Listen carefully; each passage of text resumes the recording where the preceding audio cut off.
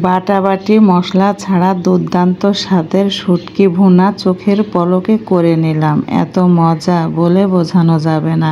রেসিপিটা আপনাদের সাথে শেয়ার করব, খুবই সহজ, কোনো মশলাই লাগবে না। 7-8টা পেঁয়াজ নিয়েছি, 3-4টা রসুন, 5-7টা কাঁচামরিচ, একটা টমেটো কুচি, আর কিছু ধনিয়া পাতা, আর 6-7টা চাপা শুটকি।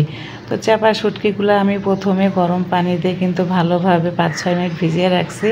এটা ভালো করে কয়েকবার আবারও ধুয়ে নিব।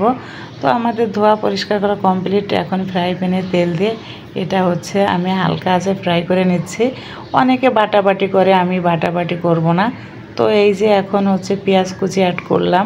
পেঁয়াজগুলা কিন্তু বেশি ফ্রাই করব না, টমেটো কুচি অ্যাড করে দিলাম। এখন আমি পরিমাণ মতো লবণ অ্যাড করে দিব। দেওয়ার পরে ঢাকনা দিয়ে ঢেকে দিব, তাহলে আমাদের টমেটোটা সিদ্ধ হয়ে যাবে।